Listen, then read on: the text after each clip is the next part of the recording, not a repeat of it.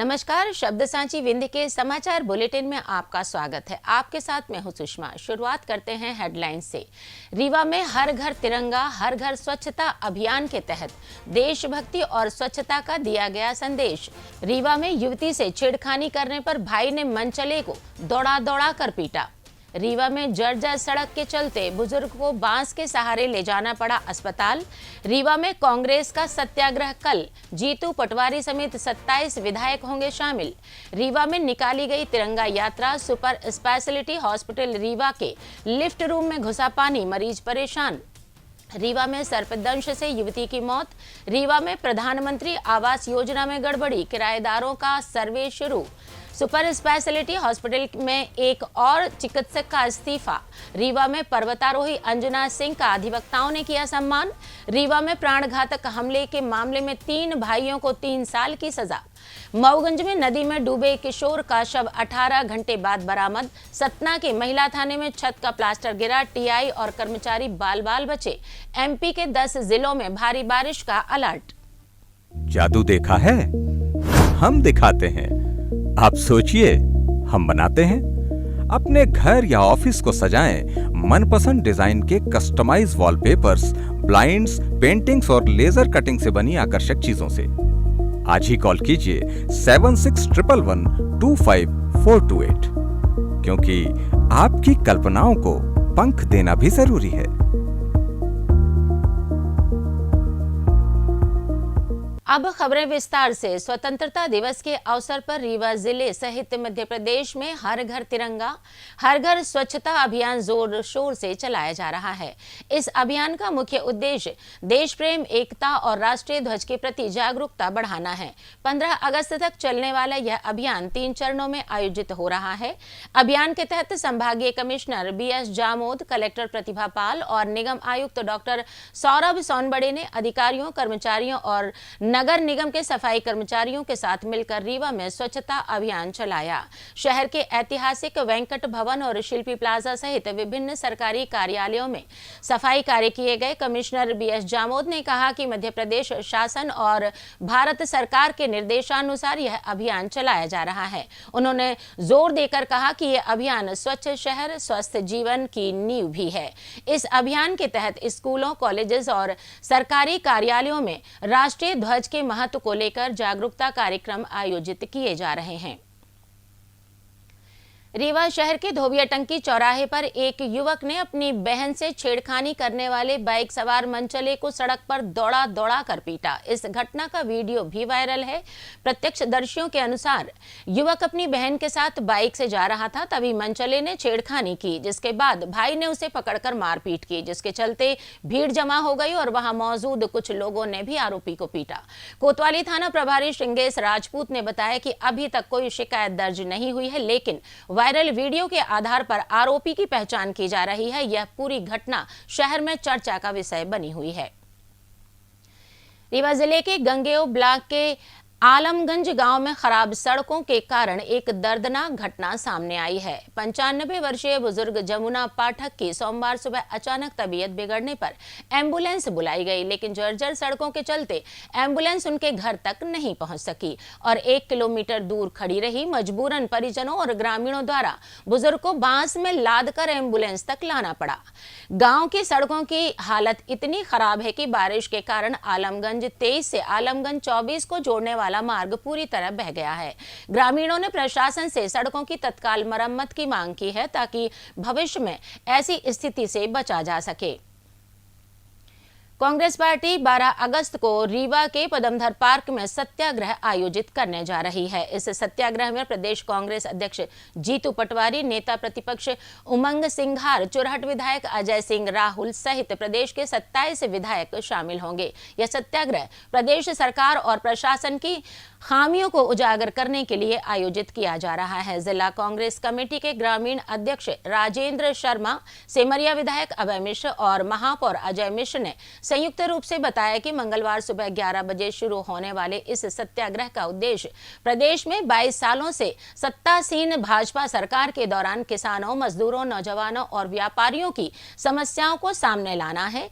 उन्होंने कहा कि कांग्रेस पार्टी इस सत्याग्रह के माध्यम से जनता की ज्वलंत समस्या समस्याओं को उठाकर शासन प्रशासन को जागरूक करने और समाधान की दिशा में कदम उठाने का प्रयास करेगी। ये युवाओं के साथ जो अन्याय भारतीय जनता पार्टी कर रही है, जो किसानों के साथ कर रही है, जो हमारी बहनों के साथ कर रही है, माताओं के साथ कर रही है, जिस तरीके से महिलाओं पे अत्याचार बढ़ा है, उनका उत्पीड़न बढ़ा है, इन तमाम बातों को लेके आप आए दिन देखते हो गैंगरेप की घटनाएं पेपर में आप ही लोग निकाल कर, और उसके खिलाफ कोई कार्यवाही नहीं होती। इन तमाम विषयों को लेकर कांग्रेस पार्टी जनता के साथ हो रहे अन्याय के खिलाफ एक न्याय का सत्याग्रह कर रही है। किसानों को डीएपी नहीं मिल रही, खाद नहीं मिल रही, इसके लिए कौन बोले?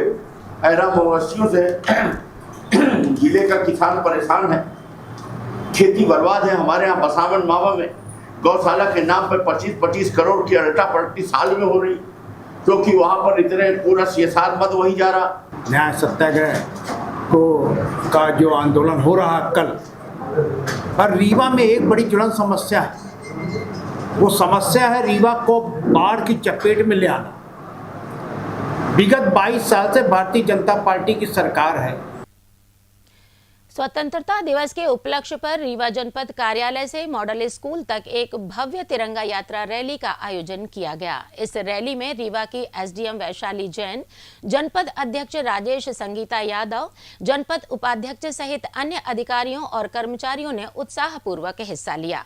रैली का आयोजन हर घर तिरंगा अभियान के तहत किया गया, जिसका उद्देश्य देशभक्ति की भावना को बढ़ावा देना और राष्ट्रीय ध्वज के प्रति जागरूकता फैलाना है।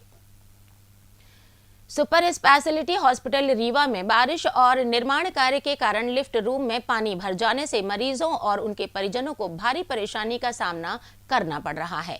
अस्पताल के बगल में चल रहे निर्माण कार्य से पानी रिसकर लिफ्ट रूम में जमा हो गया, जिससे लिफ्ट संचालन में व्यवधान हो सकता है, ऐसी आशंका भी जताई गई, जिस पर अस्पताल प्रशासन ने तत्काल कार्रवाई करते हुए पानी की निकासी के लिए पंप लगवाए और निकासी का कार्य शुरू किया। इस घटना ने अस्पताल की बुनियादी सुविधाओं की खामियों को उजागर किया है। मरीजों और परिजनों ने प्रशासन से ऐसी समस्याओं के स्थायी समाधान की मांग की है, ताकि भविष्य में इस तरह की परेशानी से बचा जा सके।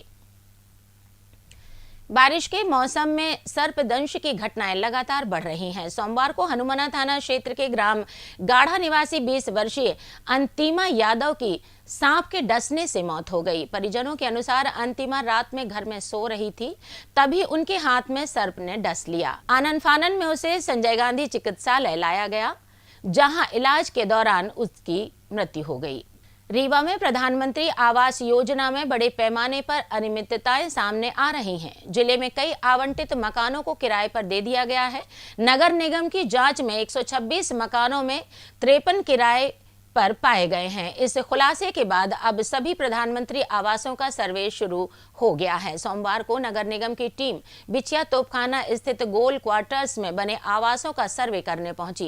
इस दौरान कई मकानों में ताले लटके मिले और पड़ोसियों ने बताया कि कुछ मकान पिछले 2 साल से बंद पड़े हैं।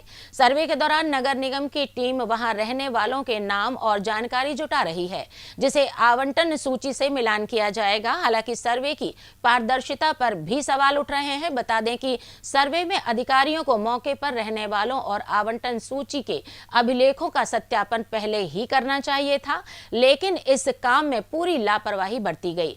प्रधानमंत्री आवास योजना का उद्देश्य स्लम बस्तियों और गरीबों को आवास उपलब्ध कराना था, लेकिन वर्तमान में कई आवासों में रहने वाले लोगों के पास लग्जरी कारें और एयर कंडीशनर जैसी सुविधाएं देखी जा रही हैं। सुपर स्पेशलिटी हॉस्पिटल रीवा में चिकित्सकों के इस्तीफे देने का सिलसिला थमने का नाम नहीं ले रहा है। Cardiologist surgeon doctor Rakesh Soni ने अस्पताल प्रबंधन को अपना इस्तीफा सौंप दिया है। इससे पहले भी 2 चिकित्सक अस्पताल छोड़ चुके हैं। लगातार हो रहे इस्तीफों से अस्पताल की स्वास्थ्य सुविधाओं पर गंभीर असर पड़ने की आशंका जताई जा रही है। बता दें कि सुपर स्पेशलिटी हॉस्पिटल में पहले से ही चिकित्सकों की कमी बनी हुई है। डॉक्टर राकेश सोनी ने इस्तीफे का कारण अस्पताल प्रबंधन में खामियां और संसाधनों की कमी बताया। उन्होंने बताया कि इस संबंध में कई बार प्रबंधन को अवगत कराया गया और आश्वासन भी मिले, लेकिन समस्याओं का समाधान नहीं होने पर उन्होंने मेडिकल कॉलेज के डीन को इस्तीफा सौंप दिया। जबकि अस्पताल प्रबंधन ने डॉक्टर सोनी सहित अन्य चिकित्सकों के इस्तीफे की वजह निजी कारण बताया है। सुपर स्पेशलिटी हॉस्पिटल में पिछले 2 महीनों से कैजुअल्टी विभाग में कोई चिकित्सक नहीं है, जिसके चलते आपातकालीन स्थिति में मरीजों को गंभीर परेशानियों का सामना करना पड़ रहा है। वर्तमान में अभी 3 डॉक्टर्स के इस्तीफे प्राप्त हुए हैं, जिसमें डॉक्टर राकेश सोनी सिटीवी सर्जन और यूरोलॉजी से 2 डॉक्टर विवेक शर्मा, डॉक्टर विजय शुक्ला ने इस्तीफा दिया और इन सभी ने अपने पर्सनल रीजन से ही इस्तीफा दिया। रीवा में यूरोप की सबसे ऊंची चोटी माउंट एल्ब्रस को फतह करने वाली पर्वतारोही अंजना सिंह का जिला न्यायालय परिसर में सोमवार को अधिवक्ताओं ने जोरदार स्वागत और सम्मान किया। अधिवक्ताओं में संतोष अवधिया के नेतृत्व में आयोजित इस समारोह में अंजना ने आजादी के अवसर पर हर घर तिरंगा फहराने का संदेश भी दिया। साथ ही पर्यावरण संरक्षण को बढ़ावा देने के लिए मंगलवार को चलो साइकिल चलाएं अभियान के पंपलेट का अनावरण भी किया। इस दौरान अंजना ने अधिवक्ताओं के साथ मिलकर पंपलेट बांटे और लोगों से मंगलवार को साइकिल का उपयोग करने की अपील भी की। यह अभियान संभागायुक्त के नवाचार का हिस्सा है, जिसमें बड़ी संख्या में लोग जुड़ रहे हैं। अधिवक्ताओं ने भी इस पहल में सक्रिय भागीदारी का संकल्प लिया और पर्यावरण संरक्षण के लिए साइकिल उपयोग को बढ़ावा देने की दिशा में कदम उठाया। मैंने हाल ही में अभी यूरोप महाद्वीप की सबसे ऊंची चोटी माउंट एल्ब्रुस को 27 जुलाई 2025 को सुबह 6 बजे भारत का तिरंगा लेकर सबमिट किया है। इस पूरे सफ़र में हमारे माता पिता और मेरे गुरु का श्रेय है। इसके पहले हमने अफ्रीका महाद्वीप की सबसे ऊंची चोटी माउंट किलिमंजारो को फतेह किया था आपके 26 जनवरी 2025 को सुबह 11 बजे। और इसके पहले भी मैंने फ्रेंडशिप चोटी हिमाचल प्रदेश और लद्दाख की जो सिनकुन चोटी है उसको भी मैंने फतेह किया है। अभी हमारा नेक्स्ट प्लान है कोई महाद्वीप सबमिट करेंगे और आने वाले टाइम में हम जो है तो माउंट एवरेस्ट कभी ना कभी सबमिट करेंगे। सम्मान है उस ऊंचाई का जिसको अंजना ने अपने पैरों से नाप करके भारत के तिरंगा को उस ऊंचाई में स्थापित किया है जिसकी हम कल्पना सामान्य रूप से नहीं करते हैं। वह ऊंचाई थी 18,510 फीट यानी 5,642 मीटर। माउंट एल्ब्रुस जो कि यूरोप महाद्वीप की सबसे ऊंची चोटी है, उस ऊंची चोटी को अंजना सिंह ने अपने पैरों से नापा और 27 जुलाई को भारत का तिरंगा माउंट एल्ब्रुस जैसी बड़ी चोटी में जाकर के स्थापित किया। रीवा जिला न्यायालय के अपर सत्र न्यायाधीश ने रायपुर करचलियान थाना क्षेत्र के ग्राम बुढ़िया में प्राणघातक हमले के एक मामले में 3 आरोपियों को 3-3 साल की सश्रम कारावास और 2-2 हजार रुपए अर्थदंड की सजा सुनाई है। यह घटना कुलदेवता की पूजा अर्चना को लेकर हुई पारिवारिक विवाद के दौरान हुई, जिसमें तीनों आरोपियों ने अपने ही परिवार के अन्य भाइयों के साथ मारपीट की थी। विवाद के दौरान आरोपियों ने फरियादी पर हमला किया, जिससे उसे गंभीर चोटें आई। मामले की सुनवाई के दौरान भाइयों के बीच समझौता हो गया था, लेकिन न्यायालय ने प्राणघातक हमले के आरोप को प्रमाणित पाते हुए तीनों आरोपियों को सजा सुनाई है। और राजीनामा जब न्यायालय में पेश होता है तो न्यायालय इस मामले में उदारता पूर्वक विचार करके राजीनामा योग्य की जो धाराएं थी 294, 323, 324, 506 भी इस पे आरोपी गणों को दोषमुक्त करती है और समझौते के आवेदन के बावजूद भी आरोपी गणों का अपराध चूंकि प्रमाणित था, यदि समझौता नहीं होता तो सारे धाराओं पर एक साथ या पृथक पृथक दंडादेश भी पारित किया जा सकता था, पृथक पृथक जुर्माना भी का आदेश भी पारित किया जा सकता था। लेकिन चूंकि समझौता हो चुका था तो समझौते के बावजूद भी आरोपी गणों को धारा 307 में 3-3 वर्ष का सश्रम कारावास और 2-2 हजार रुपये का अर्थदंड और अर्थदंड की राशि न अदा करने पर 3-3 माह का अतिरिक्त कारावास की सजा से दंडित किया। मऊगंज जिले के नईगढ़ी थाना क्षेत्र में कगाज नदी में नहाते हुए डूबे 14 वर्षीय किशोर आकाश साकेत का शव 18 घंटे की खोज के बाद सोमवार सुबह बरामद कर लिया गया। घटना रविवार दोपहर की है, जब आकाश अपने दोस्त के साथ नईगढ़ी परसिया मार्ग पर बने रपटा पुल के पास खगाज नदी में नहाने गया था। नहाते समय वह गहरे पानी में चला गया और डूब गया। रविवार को ग्रामीणों ने शव की तलाश की, लेकिन नदी के तेज बहाव और गहराई के कारण सफलता नहीं मिली। सोमवार सुबह ग्रामीणों ने घटनास्थल की करीब 1 किलोमीटर दूर शव को देखा। इसके बाद एसडीआरएफ की टीम और ग्रामीणों ने मिलकर शव को नदी से निकाला। मृतक आकाश रक्षाबंधन के अवसर पर अपनी मौसी के घर दोवहा गांव आया था। घटना से गांव में शोक की लहर है और परिजनों का रो रो कर बुरा हाल है। सतना शहर के महिला थाना में एक बड़ा हादसा टल गया, जब टीआई चैम्बर और विवेचना कक्ष की छत का प्लास्टर अचानक गिर पड़ा। घटना के समय महिला टीआई श्वेता मौर्य अपने चैम्बर में मौजूद नहीं थी, जिससे एक बड़ा हादसा टल गया। जानकारी के अनुसार टीआई श्वेता मौर्य और प्रधान आरक्षक पानी पीने के लिए अपनी कुर्सियों से उठे थे, तभी जोरदार आवाज के साथ प्लास्टर नीचे गिरा। यदि वे उस समय अपनी जगह पर बैठे होते तो उन्हें गंभीर चोटें लग सकती थी। कर्मचारियों ने तुरंत छत के बाकी हिस्सों की जांच की और जर्जर हिस्सों के क्षेत्र को खाली करा दिया। इस घटना को लेकर बताया गया कि महिला थाने की इमारत पुरानी होने के कारण बारिश में सीलन और पानी के रिसाव से प्लास्टर कमजोर हो गया था। टीआई श्वेता मौर्य ने उच्च अधिकारियों को सूचित कर इमारत की तत्काल मरम्मत कराने की मांग की है।